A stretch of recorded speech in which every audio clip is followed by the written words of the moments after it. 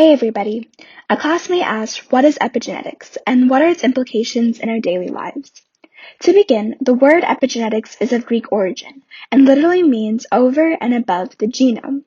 But to understand what being above the genome even means, we need to make a distinction between epigenetics and the forms of genetics we have previously discussed. Genetics refers to our genes, with each gene being a unique sequence that makes a protein that does something in your body. If a mutation was made in one of these genes, it would change the unique sequence and the resulting protein that is made. However, not all mutations are dangerous, and some even provide the unique characteristics that make you, you.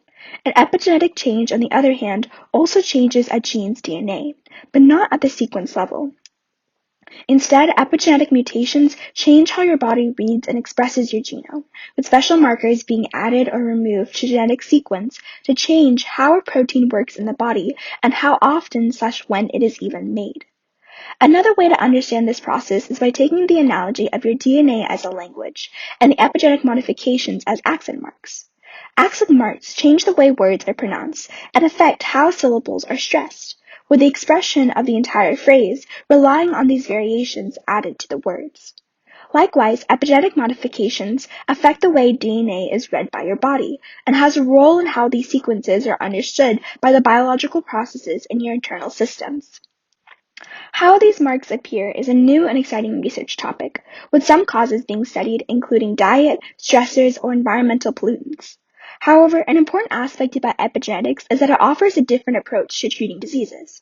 Whereas a hard copy genetic mutation is difficult to fix, finding ways to remove a bad epigenetic mark or add in a good one could be an easier solution to solve genetic or heritable diseases. Additionally, unlike genetic changes, epigenetic changes are reversible. These modifications, however, can still be maintained from cell to cell as divide, and in some cases can be inherited through multiple generations. Therefore, we can see how the term epigenetics describes factors above or beyond the genetic code. Within the complete set of DNA in a cell, known as the genome, all the modifications that regulate the activity or expression of the genes is known as the epigenome.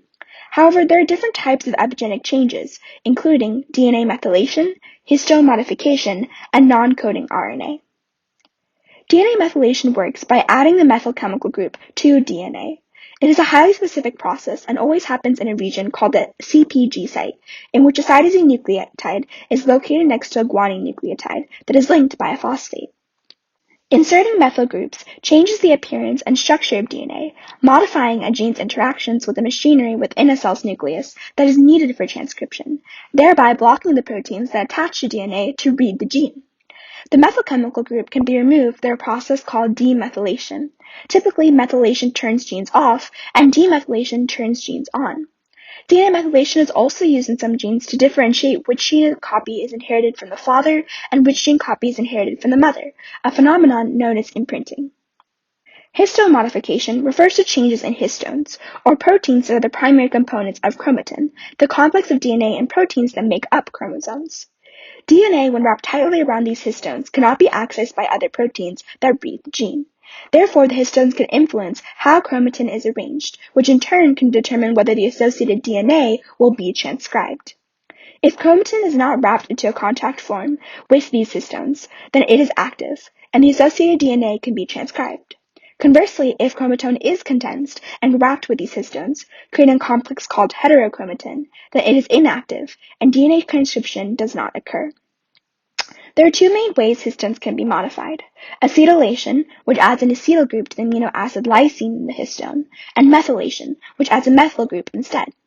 Acetylation is usually associated with active chromatin, while deacetylation is generally associated with heterochromatin. On the other hand, histone methylation can be a marker for both active and inactive regions of chromatin.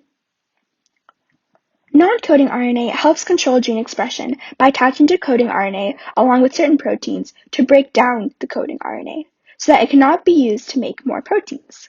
Non-coding RNA may also recruit other proteins to modify histones to turn genes on or off, cause heterochromatin to form, or trigger DNA methylation. These epigenetic changes and others are involved in many normal cellular processes. Consider the fact that our cells all have the same DNA, but our bodies contain many different types of cells, from neurons and liver cells to muscle and skin cells. Such cellular differentiation occurs due to the unique combinations of genes that are turned on and expressed or turned off and inhibited for each cell type, with the latter process known as epigenetic silencing. Likewise, your epigenetics change as you age, both as part of the normal developmental process and response to your behaviors and environment. However, errors in these epigenetic processes can occur, leading to abnormal gene activity or inactivity. The first human disease to be linked to epigenetics was cancer in 1983. Researchers Feinberg and Vogelstein found that diseased tissues from patients with cancer had less DNA methylation than normal tissues from the same patients. Because methylated genes are typically turned off, loss of DNA methylation can cause abnormally high gene activation by altering the arrangement of chromatin.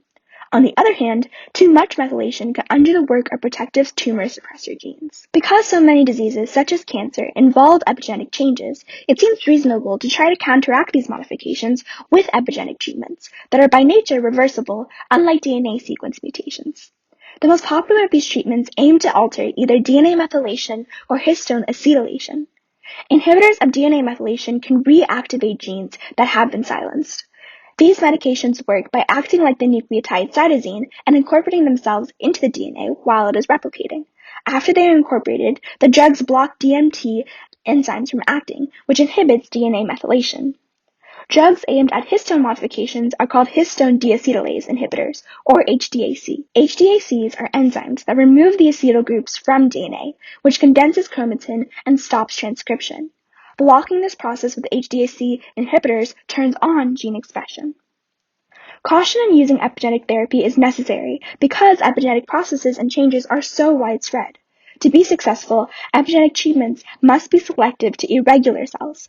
Otherwise, activating gene transcription in normal cells could make them cancerous, so the treatments could cause the very disorders they are trying to counteract.